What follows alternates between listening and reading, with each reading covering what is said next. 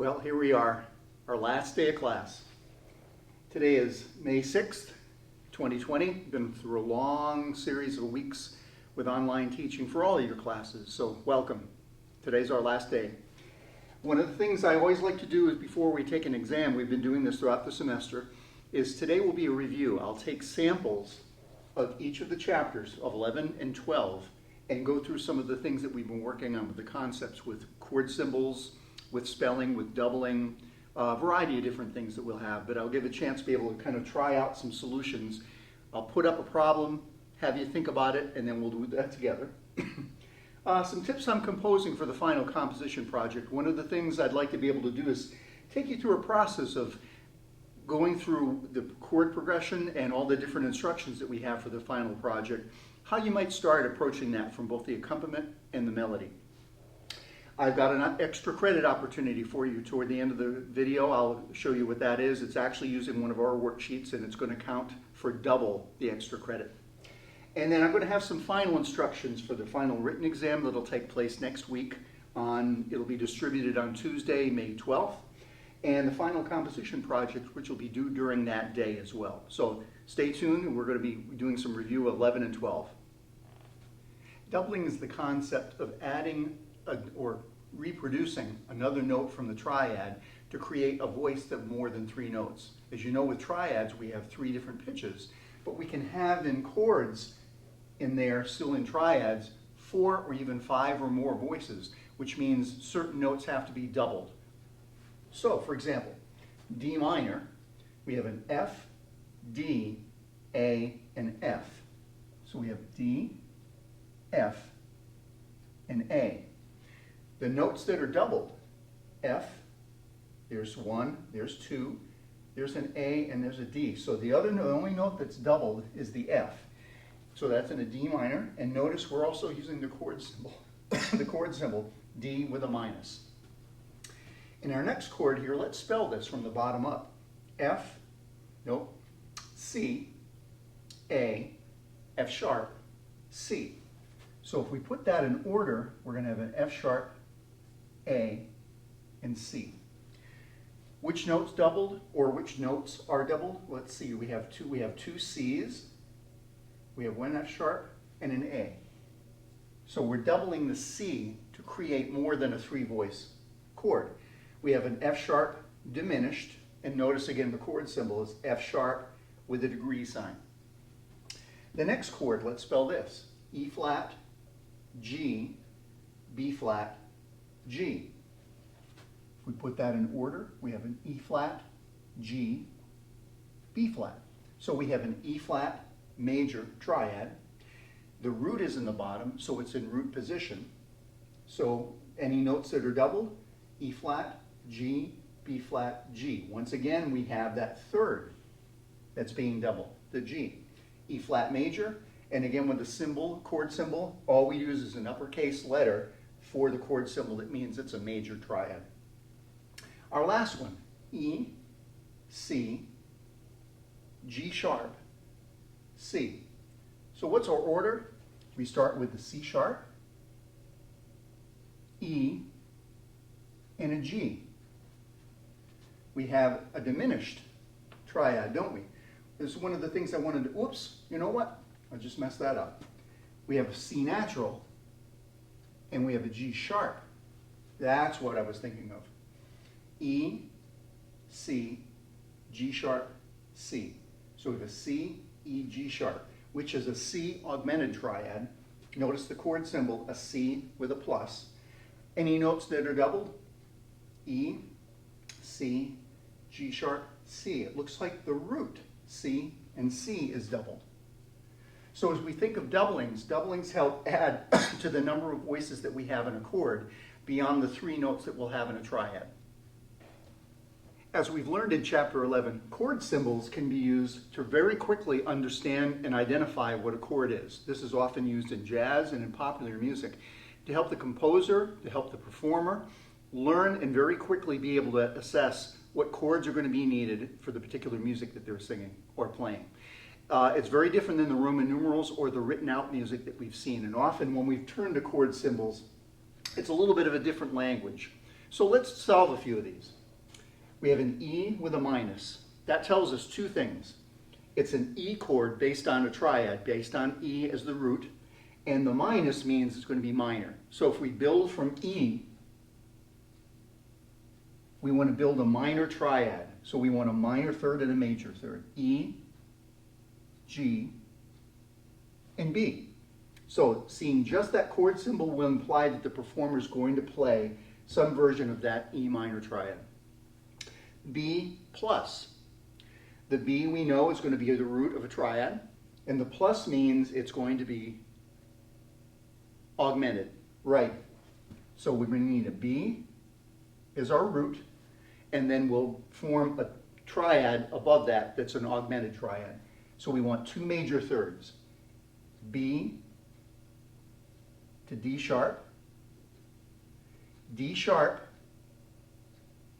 Now if it was an F sharp, that would be a minor third, so we want a major third, so we need a double sharp for an F, for a B augmented triad. G, one of the easiest ones that we've got, isn't it? Uppercase G means it's a root, and no other symbol around it means it's just a major triad. G, B, D.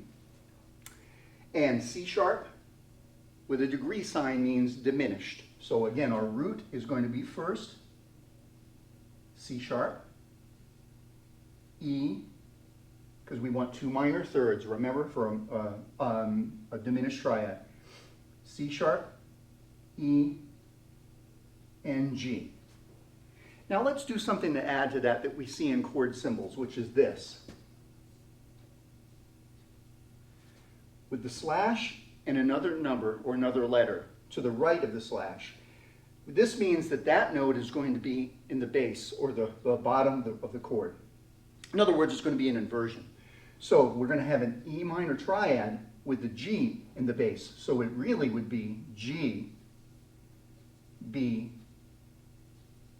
and an E. Or there's other ways to voice that as well, but that's the most basic that we have. But remember, slash and then a letter, that letter means it's going to be, that's the chord tone that's going to be in the bottom voice. Let's do another here. We'll do the D sharp. We could do, no, we won't. No, we'll do it. Let's do it. Let's do the F double sharp.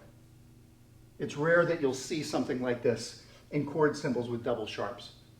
But that's exactly what's going to happen. We're going to have the F double sharp, and then the B, and then the D sharp. Is that clear? Again, whatever letter or chord tone is going to be to the right of the slash, that's the note that's going to be in the bass. G slash B. What does that mean? G major with the B in the bottom voice. Right, B, D, and G. How about this last one? Let's stay with the third. C sharp diminished, E. What does that mean? The E's in the bottom voice, then a G, and then C sharp. So as we look at chord symbols, they're less complicated than you think, but we do need to think of two things. What's the primary triad or seventh chord? Chord symbols can also be used for seventh chords. We'll see that in a moment when I review a couple of other concepts. That those are going to be the qualities of the triads that are there. But then with the slashes, it means it's going to imply an inversion, right? First inversion, second inversion, or even with seventh chords, third inversion. But the slash letter is that letter on the right of the slash is going to be the bottom voice of that chord. So as we use chord symbols, pretty easy to use those. Just as we have shorthand for being able to show chords through chord symbols, we also have them through Roman numerals. Figured bass symbols is the best way to describe that. So instead of just chord symbols, figured bass goes back to the 1600s and 1700s, where musicians were, and especially keyboardists, when they were accompanying singers or instrumentalists, would use chord symbols, but at that time they used these Roman numerals that had become part of kind of the convention of notating music. So using figured bass symbols is one important note to remember. When we're identifying Roman numeral chords, which again are Roman numeral chord symbols, are the same thing as the figured bass symbols. Whenever we're identifying the Roman numeral chords, we have to know the key of the music. When we're just given a Roman numeral without any context of the key that we're going to be in, we have no idea how to spell that chord because we don't have the context of what are the chord tones of a 1, 6, 4 unless we know the key that we're in. So let's do a couple of things to solve some. I've got several here. If you'll notice, uppercase letters are major. So we have an A major, and the key signature fits that. We're in treble, bass clef. Let's solve these two chord progressions. A, we're in the key of A. We want the 4 chord, which again, you'll notice the Roman numeral with the brackets on top and the bottom indicate a major triad. When they don't have them, minor triads, right? Or diminished, we're also going to see that as well.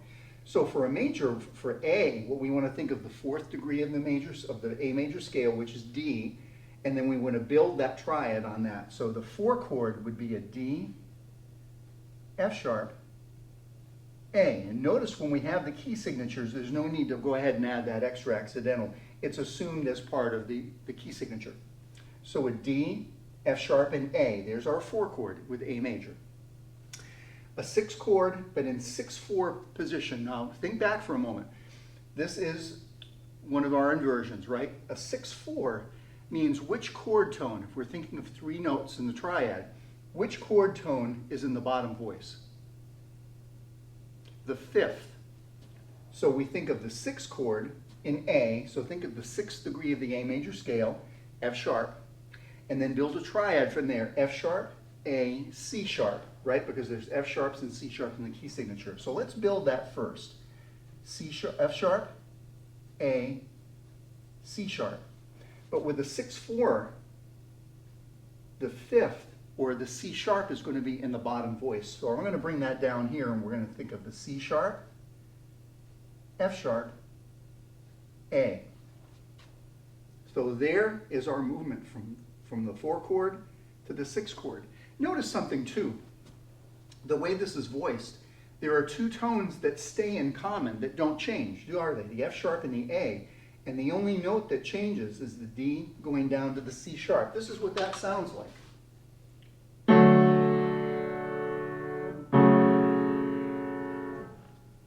There's that movement. Very little voice leading or changes in voices in any of these, but that's often what's implied when someone who's performing using figured bass symbols, how they can use as little movement as possible to move from one chord to the next. But that's our spelling.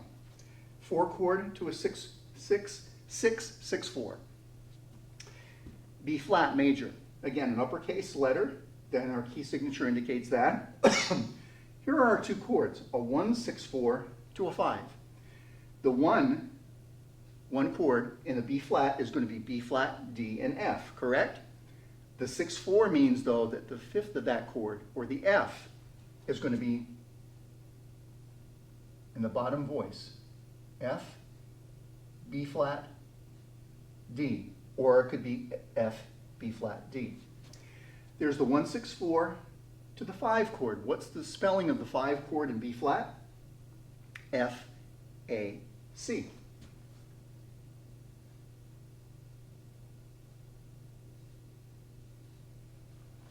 Now notice, any notes in common? Yes, that bottom F. So this is what that chord sounds like, from the 1/6/4 to the 5. That was what would be considered or called smooth voice leading, meaning that all the voices don't jump or leap or skip. They move very smoothly from one chord tone to the next. As we go to minor, one of the things to remember that's important is when we're in minor keys, 2 chords need to have, that absolutely have to have altered notes. If you remember back to when we were looking at all the 3 different versions of minor, there was the natural minor, right, where we had the same key signature as its relative major, the harmonic minor that raised the 7th degree of the scale, right? and then the melodic minor that raised the 6th and 7th degree up, and on the way back down, it lowered it again. So let's think of this as whenever we're looking for the 5 chord or the 7 chord in any minor progression, what we always have to do is raise the leading tone of whatever that key is. For example, here we are in F minor, right? We're in treble clef, 4 flats, our good key signature for F minor. Let's think about that for a moment. F, G, A flat, B flat, C, D flat, E flat, F, right? F natural minor. If we raise the leading tone, which is the 7th degree of that scale, we're raising the E flat to E natural. So whenever that chord would come up on a 5 chord or a 7 chord, and it would, the E would be somewhere present in those chords, we need to raise that E, and I'll show you why. In F minor, we have a minor. Remember, this is the way the lowercase that shows us the minor.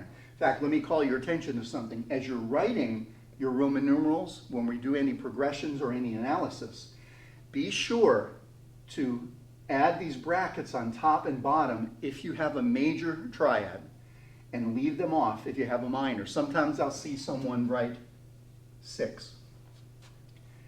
That to me tells me that they think it's a minor triad, even though it's clearly a major. And it might not just be the 6th chord, it might be, I sometimes see this, 5.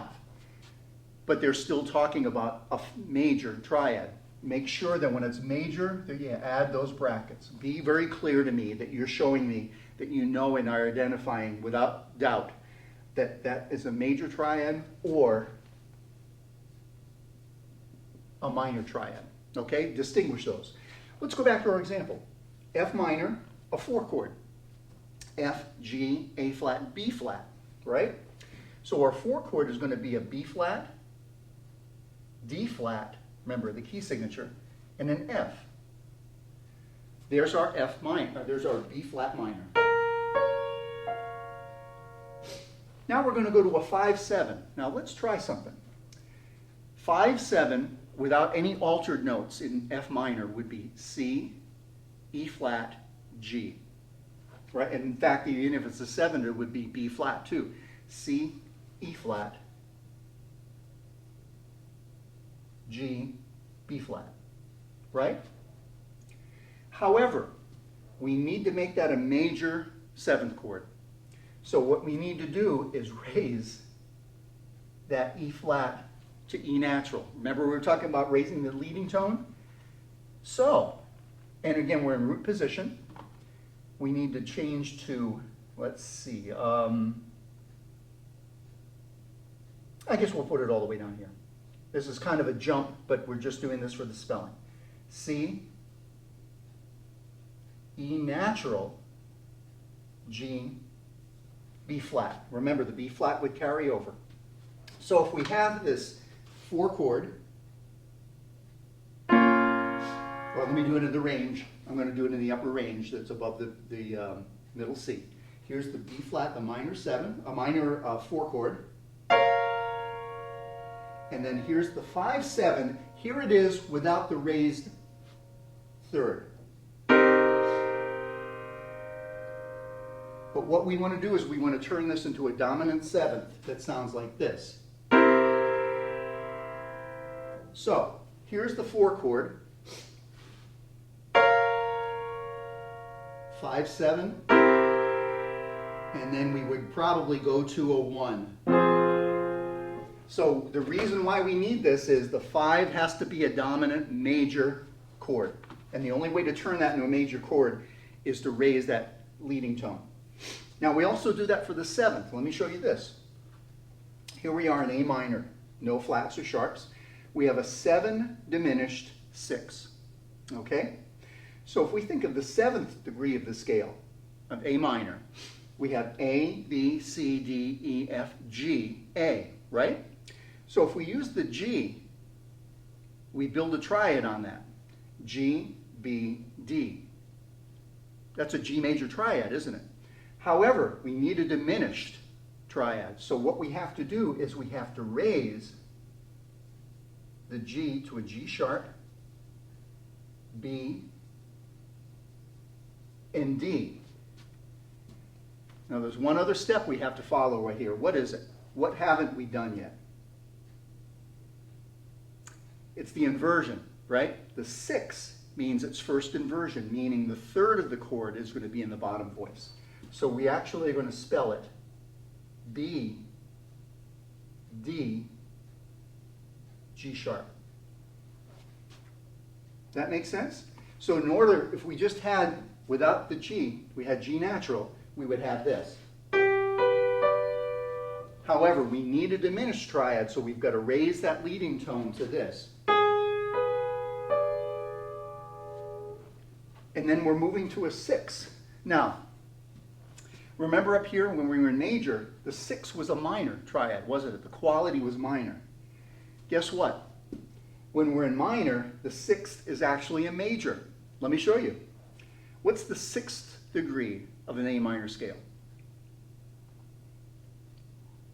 F.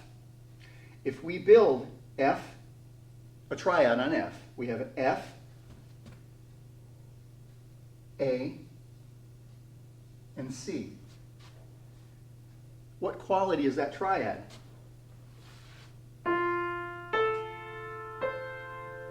It's major, isn't it? Now, we don't alter any of the notes. It just happens that in minor, the 6th chord is going to be a major triad. So, here's our progression from the 7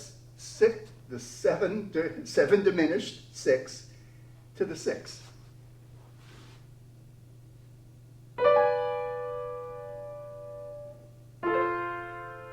Or, let's do this, just to kind of make this a little more complete.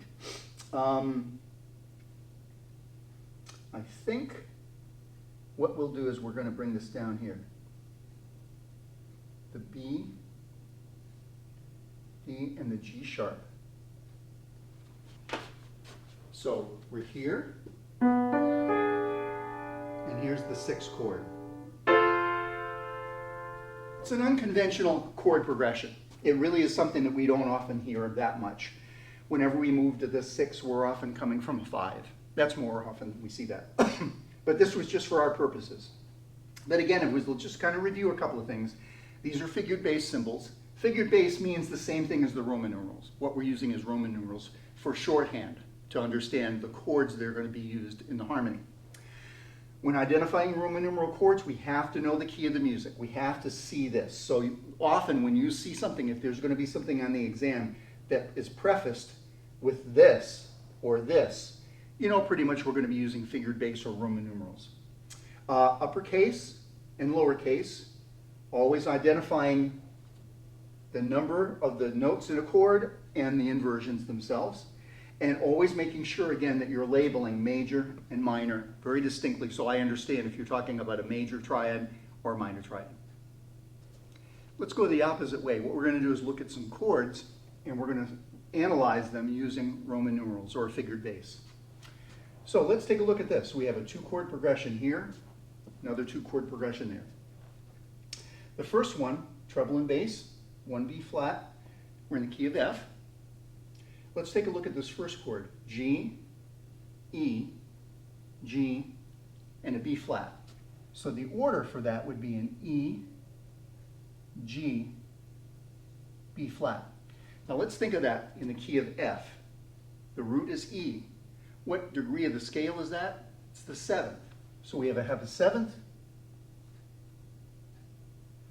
and actually E, G, B flat is a diminished triad, right?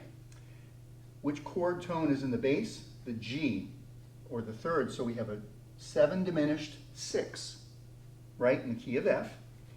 We're moving to D, D, F, A, and D. So we have D, F, and A. In the key of F, which kind of chord?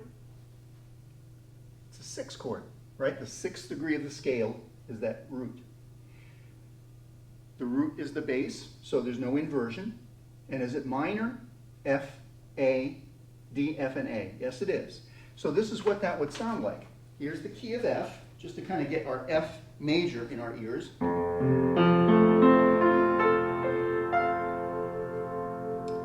Here is our diminished chord.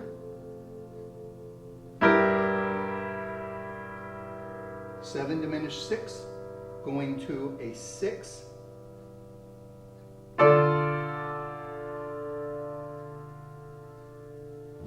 So it's a diminished chord going to a minor chord, but that's how we're solving that.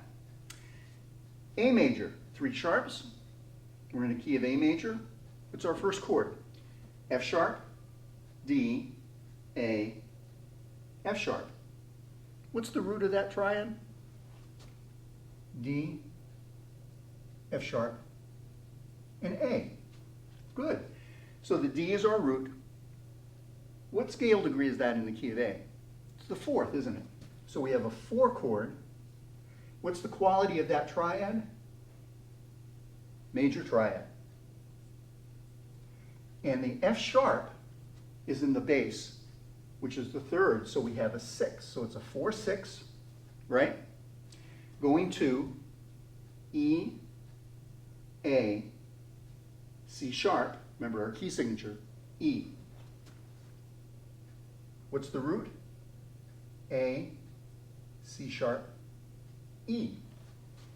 In the key of A, that's a 1 chord, isn't it? But, a little wrinkle. What chord tone's in the bass? The 5th. Remember what the chord symbol is for the second inversion? 6-4.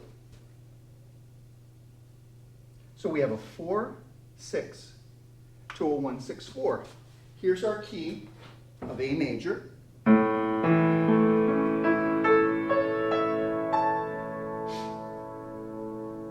Here is our 4 chord in first inversion. Moving to a 1-6-4. So we have a major triad, moving to a major triad. Questions? Think of, again, figured bass. Know which key that we're in. As you're starting, if you're given the chords and are trying to figure out the figured bass, find out what the root of the chord is, the quality of the chord, and if it's in any inversion.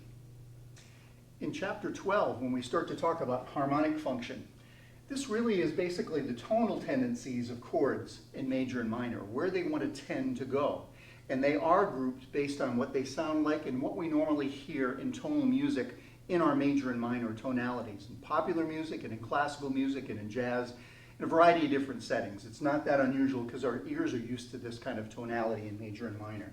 So they've developed into a certain category of chords: the predominant chords, the dominant chords, and the tonic chords, the home chords, where it feels like it to our ears that we've arrived.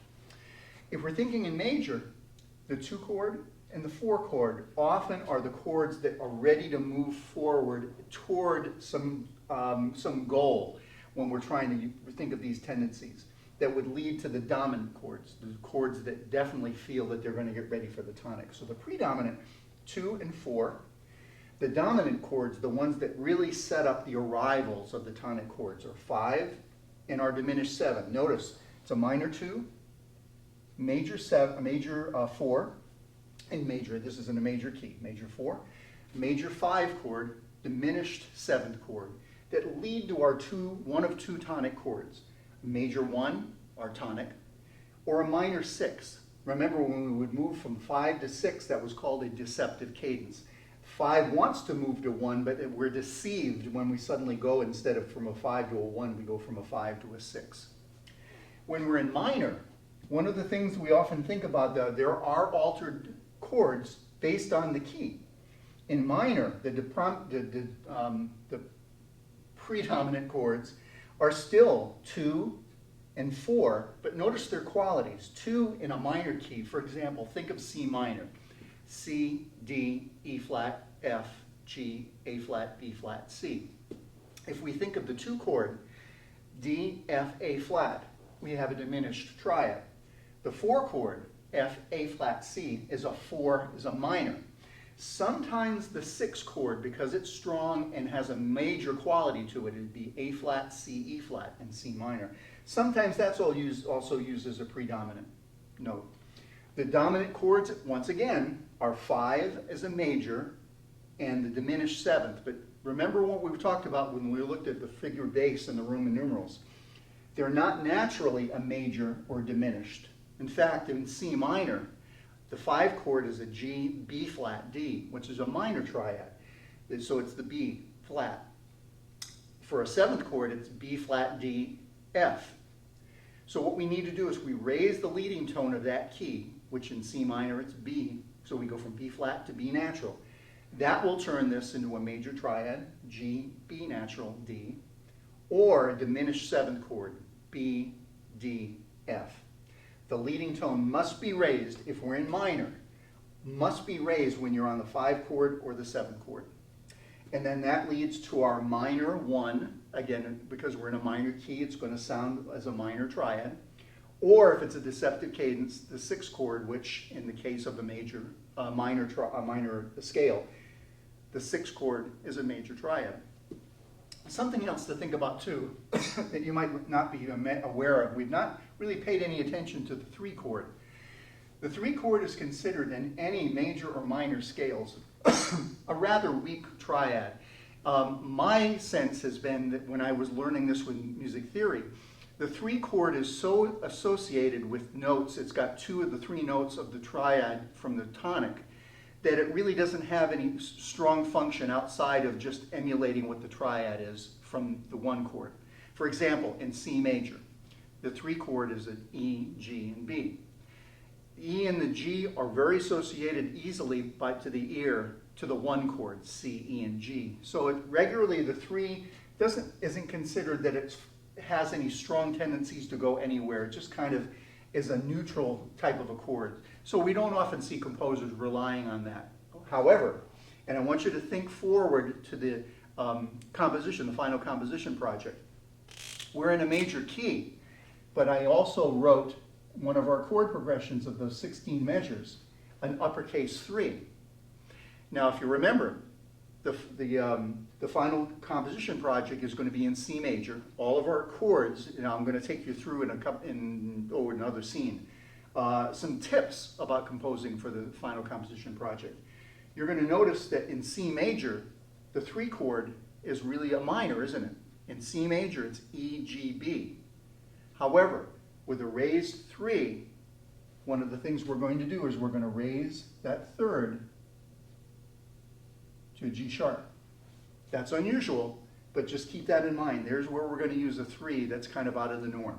But if we go back to harmonic function, think of the fact that what that means is it's the tonal tendencies, the sounds that tend to want to move from 1 chord to the next, that finally lead us home. In chords in major and minor, the predominant chords, the dominant chords, and the tonic chords. Also from chapter 12, we're learning about building 7th chords. 7th chords come in 5 different versions. A major, where we have a major triad and a major 7th above that. The major minor, a major triad with a minor 7th. Remember, that's also called the dominant 7th. The minor triad, minor 7th. The half diminished, which is a diminished triad with a minor 7th. And then the fully diminished, which is a diminished triad and a diminished 7th. Let's spell some of those. We've got each of the 5 here. If you'll notice, here are the different chord symbols that we have to designate the major, the dominant 7th, or major, minor, the minor, half diminished, fully diminished. And here's 3 examples where we've got the roots, and we're going to build these. A flat major 7th, a D dominant 7th, F half minor 7th, an E half diminished 7th, and an F sharp fully diminished 7th. Let's build these.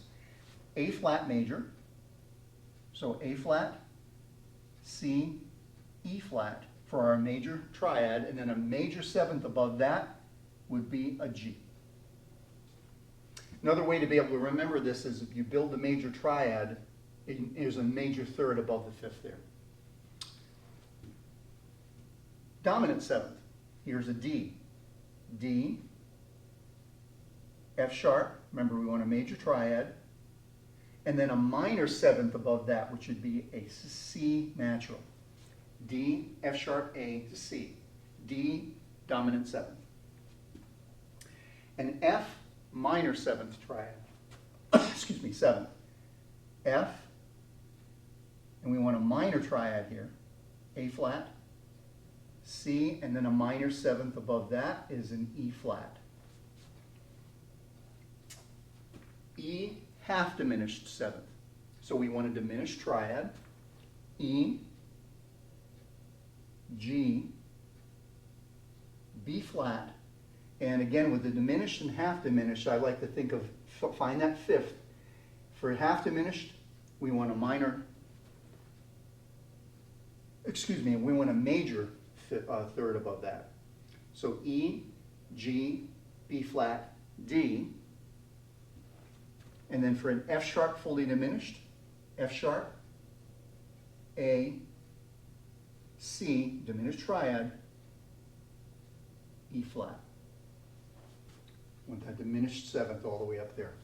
So again, as we're thinking of major triad, major seventh, dominant seventh, minor seventh, half diminished seventh, fully diminished seventh.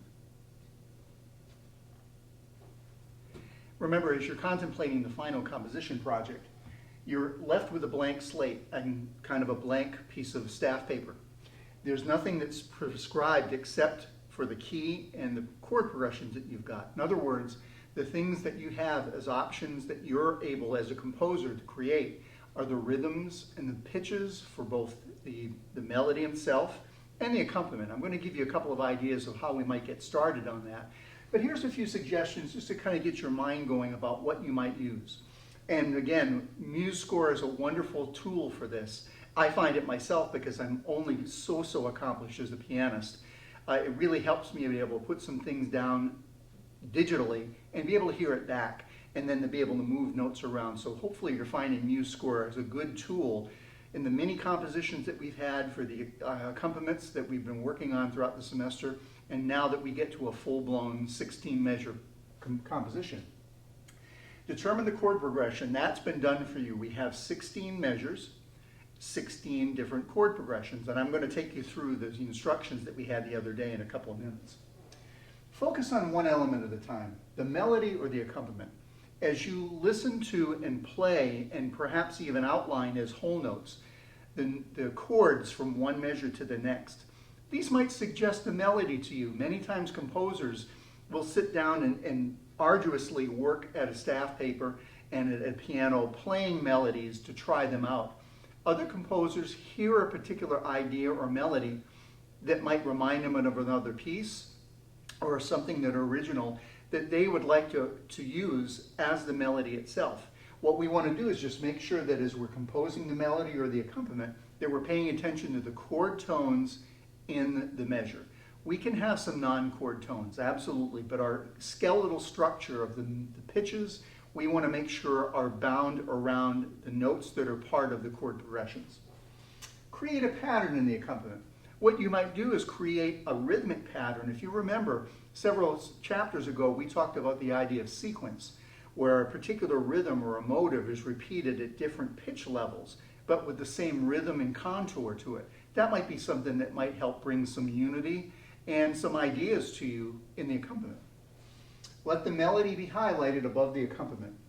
Really make sure that you're highlighting and perhaps think of the treble clef and the bass clef as two separate sounds. The bass clef with the accompaniment, the melody and the treble clef, which is a higher pitch. Consider making sure that we're highlighting that so that way a melody is heard above whatever accompaniment you're composing. And choose a slower moving rhythm for one and a faster moving rhythm for the other. For example, perhaps you might have something that's a faster accompaniment that rhythmically sets something up with energy and motion. Your melody might soar in longer values above that.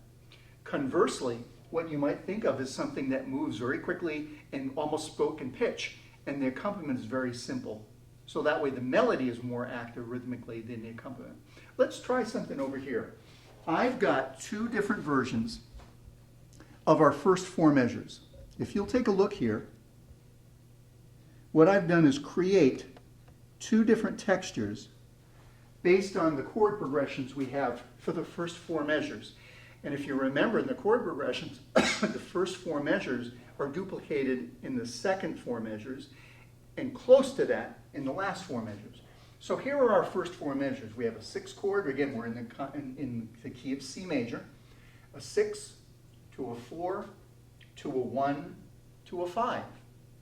Now here's two very different textures depending on what you're trying to express, both in the melody and perhaps even setting up the accompaniment. If you might remember, many times when we'd listen to popular music, when I had some of our videos playing, some of the music as you were coming into class or leaving, regularly there was an introduction that rhythmically set up a particular motion, set up a feel or a groove. That can happen sometimes in the drums, it can happen in a guitar, it can happen in a piano. Well, here's something I'm setting up for two different particular moves. One where we have longer values, but still a rhythm to it. Notice 1 and 1 and 1 and 1 and 1, 2, 3, 4. 1 and 1 and 1 and 1, 2, 3. We could actually use that for our first 8 measures. All you need to do is repeat that. The second, if you'll notice, is a lot more rhythmically active. It's outlining the chords in those. So the two different sounds, and I'm going to play these in different octaves. I've written those pretty low. For example, the top one I have way, way down here.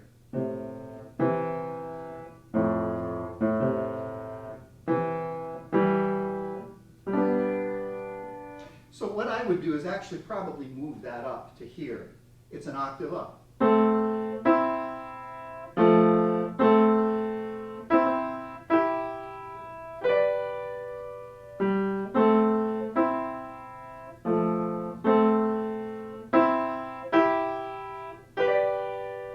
That would be the top accompaniment. And again, it's played, I was playing it initially right where it was written in pitch, but then I moved it up an octave to this A and this C. It just sounded a little bit lighter, as smaller intervals can tend to sound very dark and thick when they're below, about the middle of the bass staff. But I use the same pitches. Here's the second one. Again, I'm going to play it as it is, and as I've composed this, I've given it a second thought, thinking, nah, this is kind of thick. It's kind of far down. Here's the way that's written. Oops, sorry.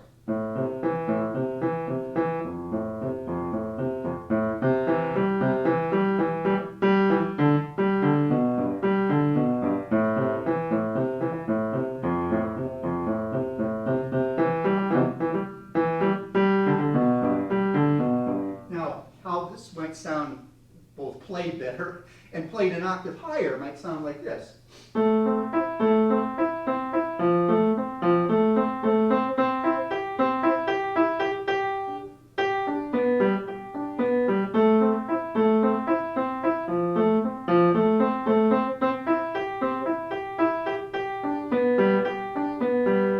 So there again, two different textures. My whole goal was to help you understand that you can play with more chords that sound as sustain, or something that's rhythmically active, and above that might be a longer melody. You might think of words, or you might just think of an instrument playing that as well. But think of the fact that you might start with the texture of the accompaniment, and then think of a melody itself. Or conversely, if you have the idea of a melody, it might help to put this in MuseScore in whole notes, and kind of let your mind imagine what that melody might sound like. Regularly, composers, what they'll do is they'll provide a harmony and a chordal background, and then they'll let their ear kind of tell them what the melody should sound like. You might want to work that out individually and try it on MuseScore and then edit it. This is something that's very similar to, if any of you are writers and really enjoy writing either creative stories or things that you really want to present to the public, either in a speech or in a written form. One of the things my teachers have often taught me, both in composition and also in writing, in English writing, is instead of trying to think of everything in your mind and then putting it down in a finished way, try putting things down first and then editing from there. Give yourself a chance to get some ideas down first. This again is where MuseScore can really help us. Put down some musical ideas, make sure that the chords are spelled correctly and that we're going by the chord spellings for the chord progression. And then perhaps try out a melody or two. Try it, edit it, give yourself a chance to hear something and then change it from there. Next, I'd like to again take you through the final composition project, our final examples for the composition project and the instructions, and then some final thoughts for next week's written exam and composition project. Just to review, here are some of the elements and the guidelines for our final composition project. It'll be due at the time of the final exam, and actually what I'm going to do is I'm going to change that so it's just due sometime on Tuesday, May 12th. It doesn't have to be at the time that you're taking the exam. It can be any time during that day. The guidelines, 16 measures, 1 chord for each measure, 4/4 time signature, your choice of tempo. In the past, I've heard a variety of things where composers would write for this composition exercise something very quick and kind of very fast and expressive that way. They were very energetic. Others took their time and thought of it as a very slow ballad. So it's up to you what you're feeling in your expression for this composition. Use the following chord progression in C major. Again, each one of these Roman numerals or figured bass represents a measure. The reason why I have the lines in here, if you'll notice, they're in groups of phrases. There's 1 phrase, 2 phrases, 3 phrases, and 4 phrases. 6, 4, 1 to 5. That's 1 measure, 2, 3, measure 4. Measure 5, 6, 4, 1, 5. Again, a repeat of the same phrase. Then the third phrase, a 2/7, 4, uppercase 3, so it's going to be a major 3 chord. So in the key of C, it's going to be an E, G sharp, B for 2 beats or 2 measures. So here's measures 9, 10, 11, and 12.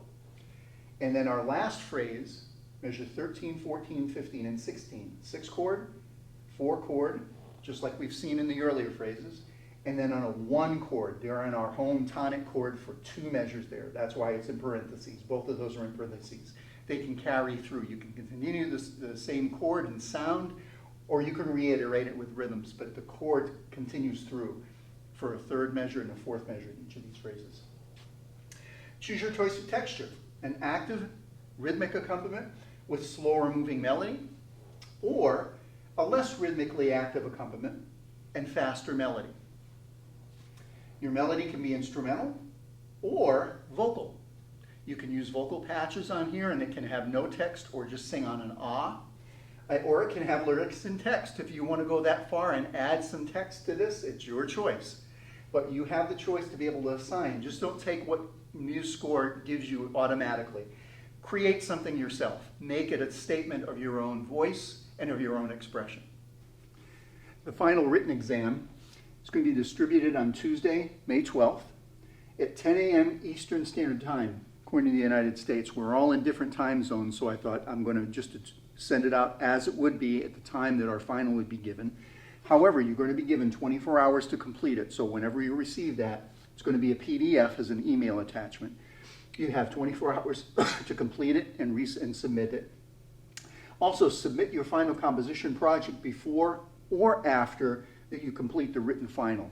As long as it's done within that period of time, right before or afterwards that you've submitted the written final, that's fine to be able to submit the final composition project at that time as well. Here's an opportunity for some extra credit for anyone that's interested. There'd be worth double the points as well. Normally each of our assignments is worth 15 points. This one will be worth 30 points. Building skills, 12.3, all of it, sections A, B, C, and D.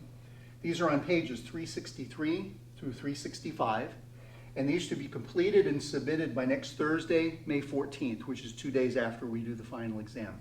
But again, this is for extra credit, double the points.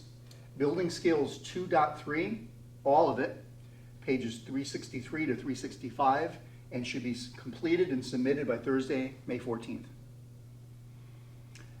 I hope you'll bear with me. This is the section that's a little tough for me to get through. I want to thank you for being a good class and a pleasure to work with. It's been a privilege and a joy to get to meet each one of you and work with you and to learn to create music. Hopefully you've understood that throughout this semester, our main goal has been to learn about the tools of making music and to create and to learn to be able to create using all the different things that we've learned throughout the semester. Don't be a stranger. See me, come find me. It'd be a pleasure to continue to see you, and come to any of our performances at the School of Music throughout anything that we often have here in the Green Center. It's your Green Center. All the performances, all the guests that we have come in are meant for you to enjoy and to be part of your education. And I hope you'll enjoy taking advantage of that. And I hope you'll find me again. Thank you, and it's been a pleasure to work with you. Goodbye.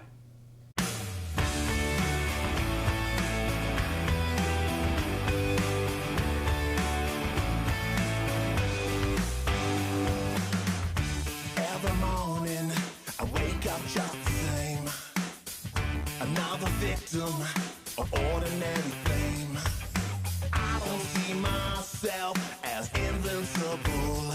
It's not true at all. I'm just your average, ordinary, everyday superhero, trying to save the world, but never really sure. I'm just your average, ordinary, everyday superhero.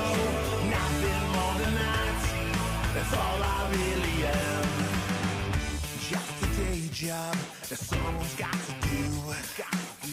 It's kinda hard when everyone looks up to you. Try to make it look easy, gonna make it look good, like anybody would. I'm just your average, ordinary, everyday superhero, trying to save the world, but never really sure. I'm just your average, ordinary, everyday superhero. Nothing more than that. That's all I really am. I'm just like everybody else. After all the hype, it's hard to tell. I keep my game face on so well. 'Cause I'm just your average, ordinary, everyday superhero. I'm trying to save the world. I'm just your average, ordinary, everyday superhero. I try to hide my true identity, but no one knows it's only me. Oh yeah! I'm just your average, ordinary, everyday superhero, trying to save the world, but never really sure. I'm just